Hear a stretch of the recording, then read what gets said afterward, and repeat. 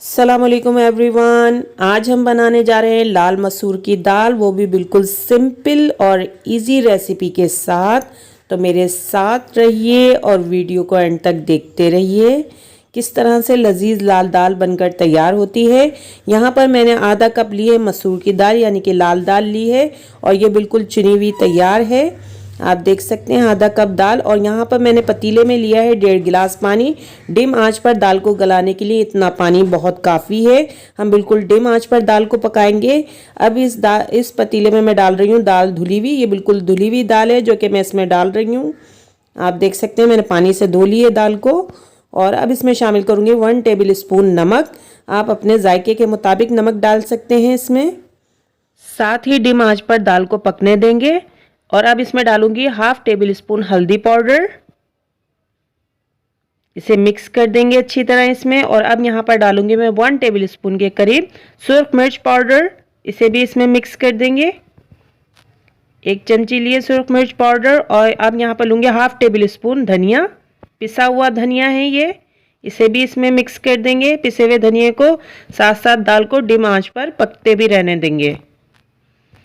और यहाँ पर डाल रही हूँ मैं 1/2 टेबल स्पून सौंठ पाउडर यानी कि अदरक का पाउडर। आप चाहें तो फ्रेश अदरक डाल सकते हैं। और 1 टेबल स्पून के करीब मैं यहाँ पर ले रही हूँ लहसुन पाउडर यानी कि गार्लिक पाउडर। आप चाहें तो फ्रेश गार्लिक आधी गंठी डाल सकते हैं। धीमी आंच पर दाल को पकने देंगे। और अब आ जाते हैं यहाँ पर बघार के सामान के लिए। तो सुर्ख मिर्च लिए मैंने 4 अदद, 10 से 15 काली मिर्चें, 2 लौंग और 1 दालचीनी का टुकड़ा, 1 टेबल स्पून मैंने ज़ीरा लिया है जिसे 1/2 कप ऑयल में कड़कड़ा कर तैयार कर लेंगे। तो यहाँ पर आप देख सकते हैं कि बघार बिल्कुल रेडी कर लिया है मैंने।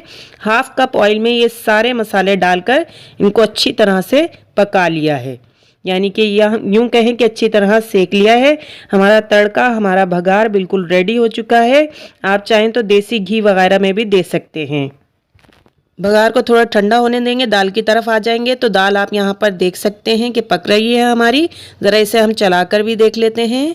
तो मुझे लगता है कि दाल बिल्कुल रेडी हो चुकी है और जितनी पतली हमें चाहिए थी उतनी ही रेडी हो चुकी है दाल। अगर आप मज़ीद गाढ़ी दाल खाना चाहते हैं तो इसे मज़ीद पकाकर गाढ़ा कर सकते हैं। मैं इसे गाढ़ा नहीं कर रही, बस यहीं पर इसका चूल्हा बंद कर दूंगी और इसे एक डिश में निकाल लूँगी दाल को।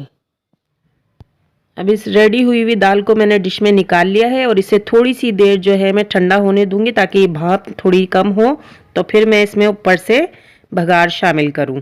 जो कि मैंने तड़का रेडी करके रखा हुआ था वही तड़का चमचे की मदद से मैं इसमें डाल दूंगी हर तरफ। जितनी ज़रूरत होगी सिर्फ उतना ही बघार डालेंगे, सारा बघार एक साथ नहीं डालेंगे। सारा बघार एक साथ डाल देने से वो जायका नहीं रहता बघार का, क्योंकि बाद में आप कभी दाल को गर्म करना चाहें तो बघार भी साथ साथ उसमें पक जाता है। उस तरह का टेस्ट नहीं देता जिस तरह का हमें चाहिए होता है। और अलग से डालने में ऊपर से डिश में एक शानदार सा टेस्ट देगा बघार आपको।